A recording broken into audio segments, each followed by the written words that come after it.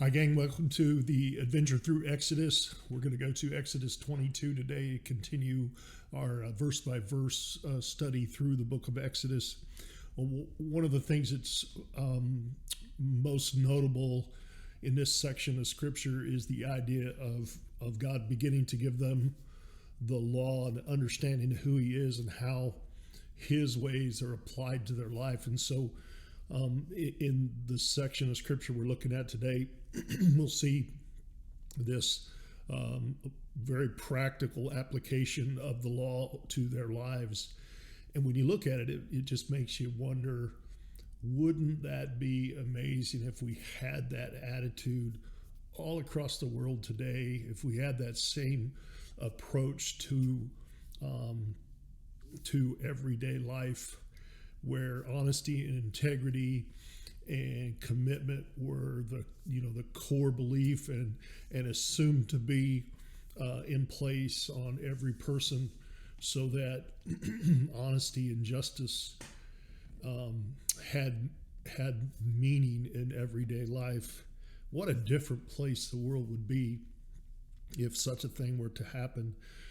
And you notice in Israel that as they're going with a couple billion people through the wilderness and camping for a kind of extended period of time in different places, that there was no prison, there was no prison cells. And so we look at some of these punishments, we say they seem awful severe, but the idea was that with the understanding of the holiness of God, righteousness of God, that deviating from that was sin, and that was a major deal. And I think, I'm afraid, our attitude today is turned towards, well, it was just a little sin, it was just a little here, a little there, and it's become acceptable to us. And in doing so, I think we've really tried to bring God down to our level, where He begins to, or we imagine that He would begin to sort of look the other way at our sin and not feel like our sin was that big a deal. So let's work through this chapter 22, and I think you'll agree. I think you'll see what I'm talking about. Whoever steals an ox or a sheep and slaughters it or sells it must pay back 5 head of cattle for the ox and 4 sheep for the sheep. So if somebody stole an ox, and they would automatically have to pay back 5 head of cattle. To steal someone's ox in that day was a big deal. And we might just look at it as just an animal, but this was a livelihood, a way of life. It was their transportation, the way they pulled a cart. And so it was such an important part of their life, and it was a form of their wealth. And to steal this was to steal a big piece of their life and cause them extreme hardship. And so to steal an ox was to be paid back by 5, and to steal a sheep was to be paid back with 4 sheep. And so there was a real incentive not to steal, that it was taken serious, and it caused a serious response to it. And so we go on, verse 2, that if a thief is caught breaking in at night and is struck a fatal blow, the defender's not guilty of the bloodshed. But if it happens after sunrise, the defender is guilty of bloodshed. So someone breaking into a home, the defender of the home, they had a right to defend their home, their property, their life, not knowing what was going on. But really the idea that if someone was breaking in the middle of the night, they only had one thing on their mind, and that was to steal, to harm the inhabitants of that home in some way.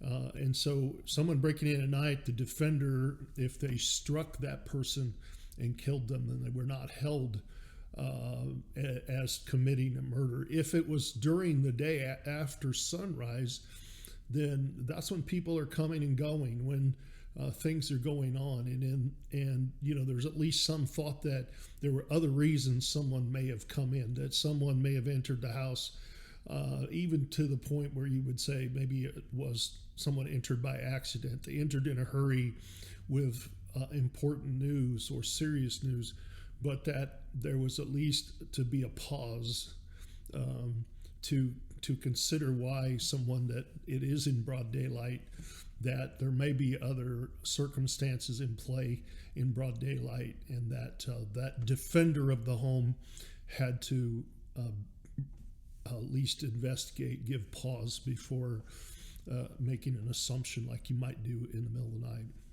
Anyone who steals must certainly make restitution. It's a given, restitution. Can you imagine, with all of these riots and the destruction of millions of dollars of property in these cities that destroyed people's businesses, their lifetime dreams were taken from them because a group of people were angry. They couldn't even describe consistently what they were angry about. Angry at life, angry at the world, angry because someone had something they didn't have, whatever it may be, that they felt justified in taking what someone else had by burning it to the ground, by destroying it. And can you imagine if all those people were held accountable to the point where if it cost them for the rest of their life to have to pay back every cent plus some because they destroyed someone else's dream in their business, that if every one of those persons knew that they had to pay back every penny, there would have been a lot different stand. But they knew that people that always defend these, there's always this someone ready to come to the defense of someone that does something like this, as if they're justified in these actions, as if the law doesn't apply to certain people because they're just trying to make a point. And of course, everything is so political now, depending on, you can make a move and it can be the most wicked and vile thing, but there's always a group of people who will agree with that person because they're united against those who might bring a charge. And so there is none of this in the eyes of God, that it is very specific, and that truth is truth, justice is justice, righteousness is righteousness, and there's no moving about and moving the lines. And so anyone who steals must make restitution.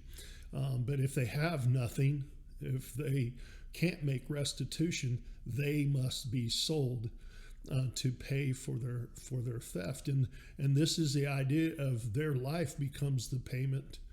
That if they have taken someone else's life and livelihood and savings and their dreams and their investments, and they can't pay it back, then they pay back with their life. They become bonded to pay. If it takes them all their life, they have to work for that person and pay back their debt. And so they would be sold into this bondage in order to pay back what they owe. If the stolen animal is found alive in their possession, whether it's an ox or donkey or sheep, that they must pay back double. Again, the idea, you're going to make restitution, even if you have that stolen animal, it's found alive and it's in their possession, that at that point they're found guilty. They stole this, and it's just a matter that they got caught. And so it wasn't just like, oh, you caught me, here it is back, I'll give it back to you. No, it's, oh, you got caught, well, you have to pay back double in order to punish that person, to keep them from doing that again. So that it isn't just a game of catch me if you can, of I'll just make a life of stealing, and if I get caught once in a while and I get my hand slapped, then that's okay. I can accept that and go right back to the same thing. But that you pay back double. If you can't pay back double, that's okay. You just work for that person for whatever time it takes you to work off that debt.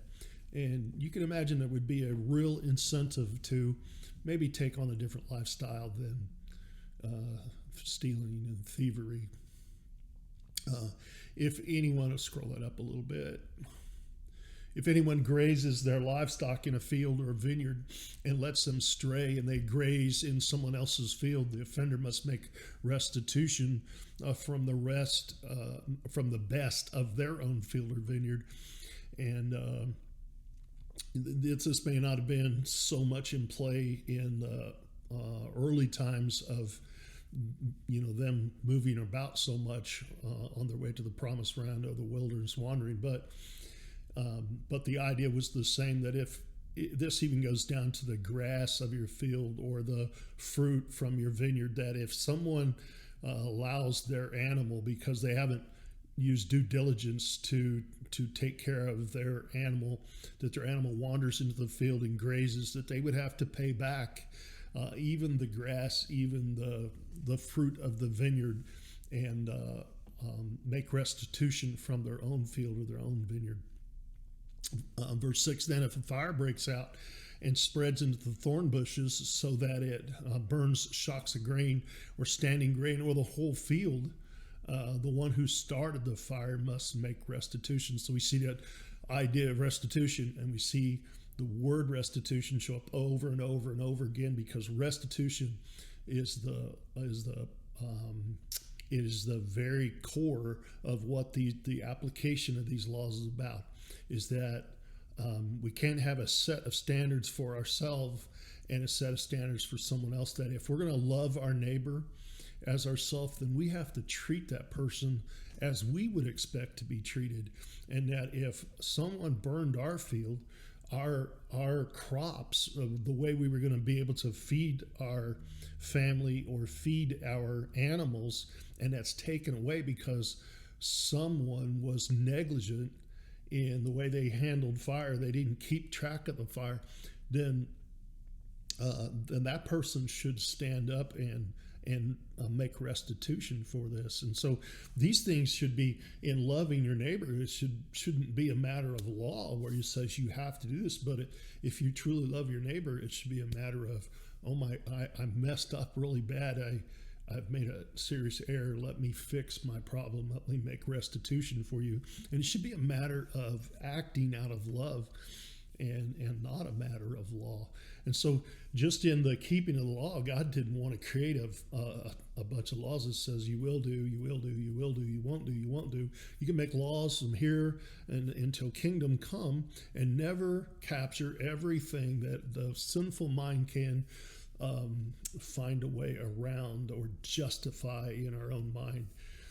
That I know what the law says, but in my mind it's okay and it's different for me because of my circumstances or whatever. And we have a unique way of being able to squeeze that out of any situation.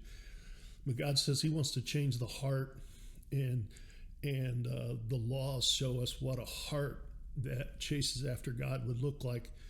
That the heart of one that loves his neighbor and loves his God would automatically feel that restitution is right and is proper, and that my life ought to suffer at least to the point of that person's life suffered that I inflicted because of negligence on my part, and that would only be right. That's the heart heart of God on display in these, is this idea of restitution.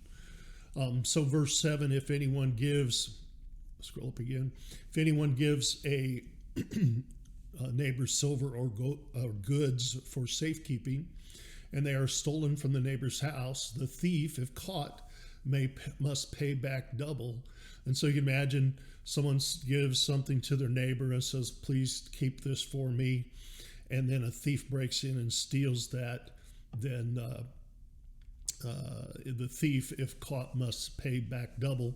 But if the thief is not found, then the owner of the house must appear before the judges and must determine whether the owner of the house has laid hands on the other person's property. And the idea is, did this person take the property for safekeeping and then take it for themselves and say a thief broke in and stole it?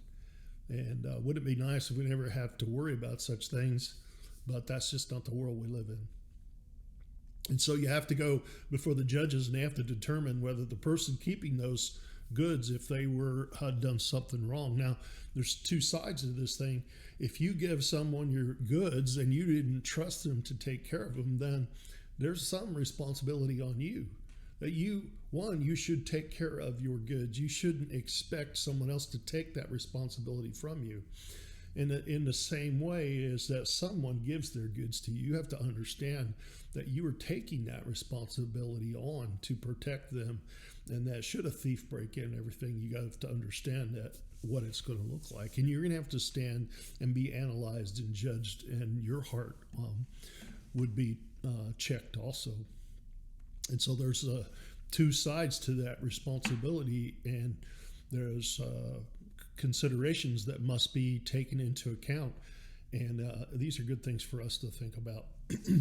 In all cases of illegal possession of an ox, a donkey, or sheep, a garment, or any other lost property about which somebody says this is mine, both parties are to bring their case before the judges. And the one who the judges declared guilty must pay back double to the other. So there's, again, a restitution made in double to prevent that thief from thinking that they can get away with it or play catch me if you can. If that person took these things for safekeeping and decided to keep them from themselves, that if caught, they would pay back double. And so then if anyone, verse 10, if anyone gives a donkey or an ox or sheep to any other animal to their neighbor for safekeeping, and it dies or is injured or is taken away while no one is looking, the issue between them will be settled by taking of an oath before the Lord that the neighbor did not lay hands on the other person's property. And so it's the idea of going before and taking an oath and swearing an oath before the Lord. They took oaths very seriously. To swear an oath before the Lord could break a man down. If you had a conscience, if you had a high view of God, if you really understood that you were standing in the tabernacle, you were standing in the presence of God next to this person that you, in your heart, you stole from them, or you didn't take care of their animal, whatever. And again, it was affecting their life in a great way. That you're in your heart not reflecting the values of God. You're not loving your neighbor and offering to make restitution when you've done them wrong, but that you're trying to hide your sin and to go then and stand before God and to take this oath. Man, that was a big deal. It was a serious deal for them to think about, and it could literally break a man down to plead guilty and say, no, I've messed up. I can't swear by God on that. That would literally be swearing before the Lord that, Lord, I have not done this, and to tell a lie before the Lord was to invite the Lord to search your heart and to strike you dead if you are lying. And so, it was a big deal. Can you imagine? And this is the same thing we do in courts today. We take an oath to tell the truth, the whole truth, and nothing but the truth. And then from that moment on, everything, even the swearing of the oath to tell the truth, is not telling the truth, because they're planning on trying to get away with a liar, because the court system is rife with this, that nobody takes that oath serious, from the lawyers to the judges to the people standing in court. How can you stand before a judge? And we've kicked God out of these things. We've taken the view of God, and then that man, that sinful man, that judge that wears a robe, is the highest authority instead of God Almighty. And so lying as a man before another man has become no big deal. And we see it constantly. The truth and justice and these things have no value, but it's what I can swing my way, coerce, convince, or get enough people on my side to overwhelm the decision and swing the decision. And it's no longer about what God believes to be right. If this were to happen, an animal were to die, then they would go, and it would be settled by taking an oath before the Lord that the neighbor did not lay hands on a property, and then the owner is to accept this. And so if an oath was sworn, it was sworn in the presence of God, and part of going before the Lord was that the owner had to accept this, because even though he may have thought he was sure and absolute, if that person swore an oath, you just had to accept it and then no restitution was required. And so, but then going on, if the animal was stolen from the neighbor, restitution must be made to the owner. If he broke down and said, I did steal it,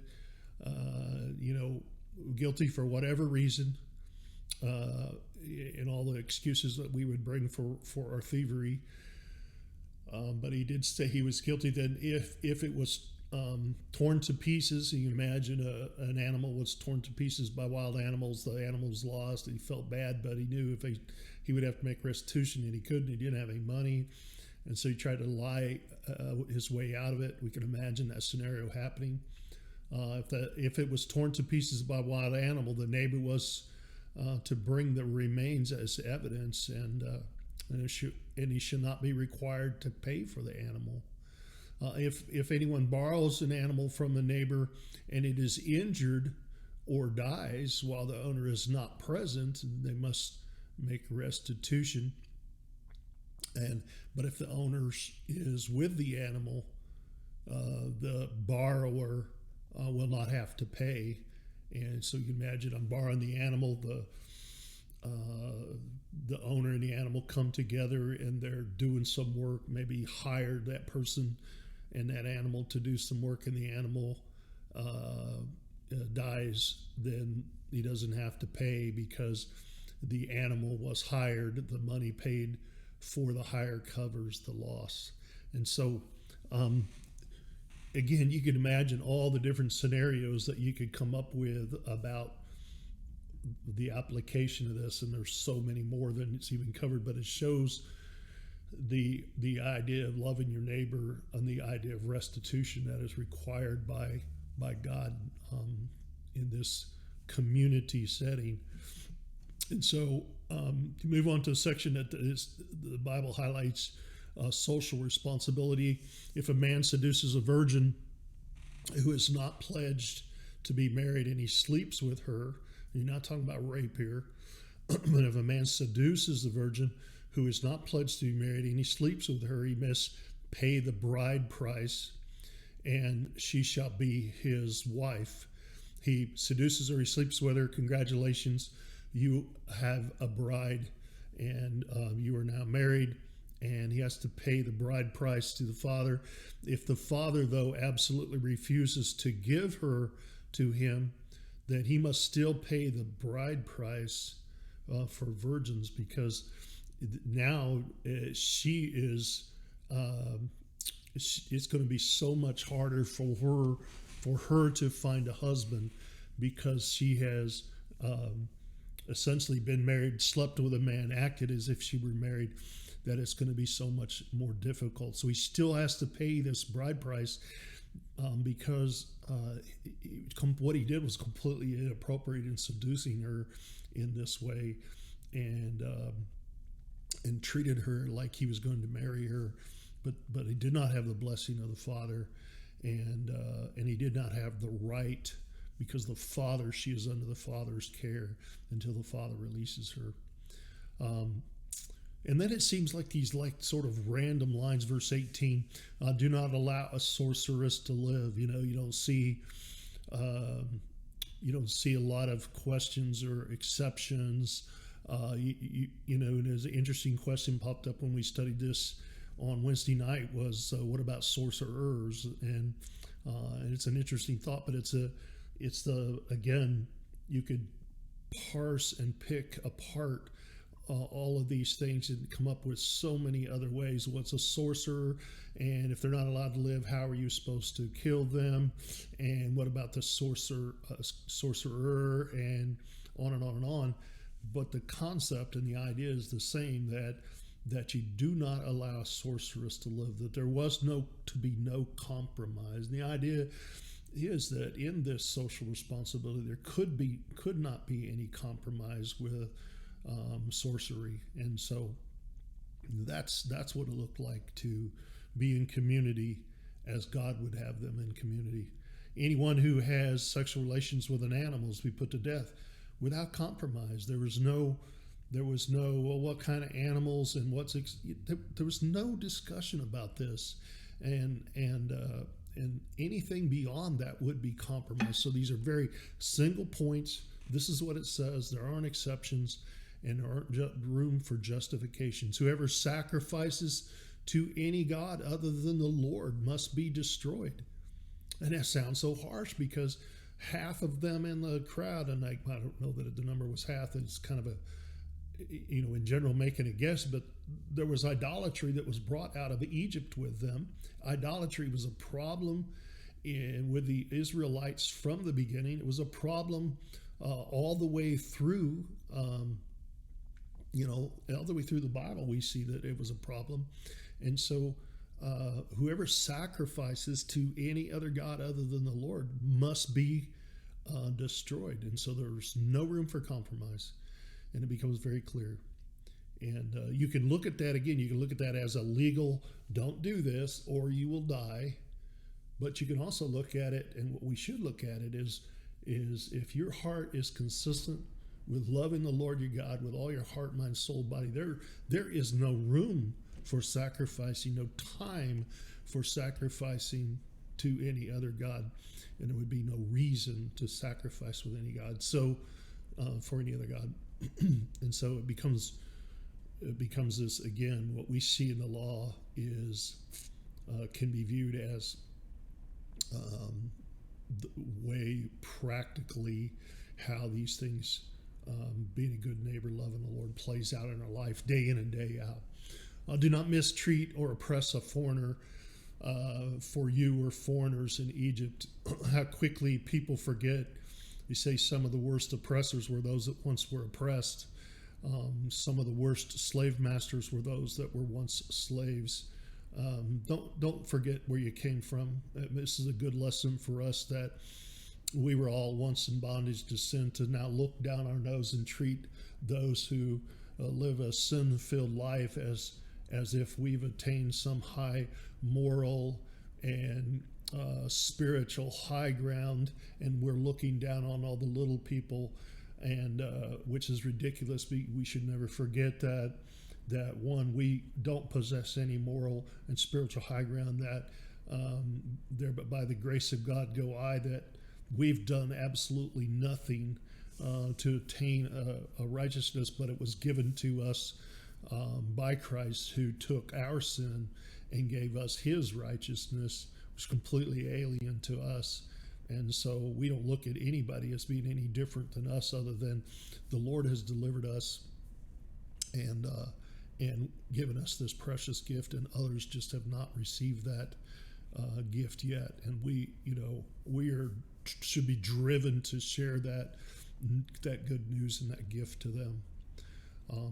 And so don't forget where you came from. Verse 22, then, do not take advantage of the widow or the fatherless. The Lord always sticks up for the weak and those that are not represented, those that have no one to fight for them, to stand with them.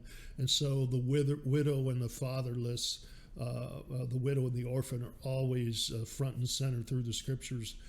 If you do this, and they cry out to me, I will certainly hear their cry. My anger will be aroused, and I will kill you with the sword. Your wives will become widows, and your children fatherless. And so that idea of I will kill you with the sword is a phrase that's used in other places of the Bible, and it's basically saying I will bring judgment against you. When the Lord brought judgment against Jerusalem, he said, I will kill you with the sword. And it was and the sword was Babylonians. The sword was the Assyrians for the north. The sword of the Lord came in many forms and many fashions, but it was very clear that if the anger of the Lord was aroused, that judgment would come, and that if you take advantage of widow and fatherless, I will make your wife a widow and your children fatherless. Was pointing right at that man who would do such a thing. And so again, no compromise, no room for ifs, ands, or buts. If you lend money to one of my people among you who is needy, do not treat it like a business deal. Charge no interest. If you take your neighbor's cloak as a pledge, return it by sunset, because that cloak is the only covering your neighbor has. What else can he sleep in? when they cry, when they cry out to me, I will hear, for I am compassionate. And so the whole idea of lending money was to don't make these a business deal. Don't treat this. The word actually means don't become an extortioner.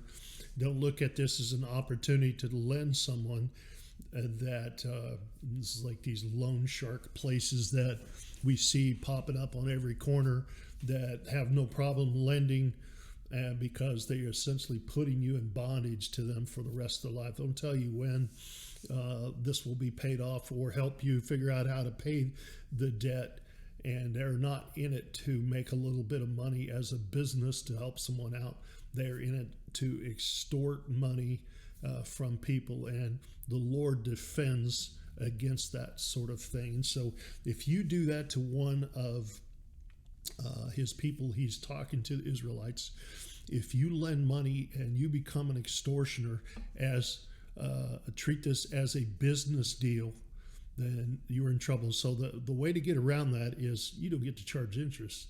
Then you won't treat it as a business deal. It won't be a business deal. And that you are simply loaning money. So there's a dual responsibility. One is if you're going to lend money to someone, you're going to lend it in a sense that you are helping that person out of the kindness of your heart, that you're trying to help them get through whatever situation they're in. And you're lending with the idea that you may not get it back. You're lending them something, not lending to expect interest and to make money off of it, or to possess them or hold something over them for the rest of their life. And the other part was, it is the responsibility not to loan money frivolously, or to even ask for a loan in that way, because even I take someone's cloak as like a down payment or as a holding until I can get the money and pay it back. He says you can't do that. Even if they offer it, it doesn't say that it's okay if they offer. It's like even if they offer that, if they offer the clothes off their back as collateral for this loan, you are not to do that. That the Lord will keep the clothes on their back even when they themselves would be willing to trade that away. It's kind of an amazing thought. You think about that application today, that we have become so short-sighted that we would quite literally, in many cases, give up so much for today. We'd give up so much of our tomorrow. That's an interesting thought that's worth thinking more about. Do not blaspheme God or curse the ruler of your people. It's kind of an interesting one in our day today, when everything is so hotly political, and that the idea is that ruler is ruling in, that God raises them up, God takes them down, and that if God allows that ruler to be put in place, then he allows it for his glory and for our good. Even if it's a wicked ruler, we see God use wicked rulers all the way through the history of Israel.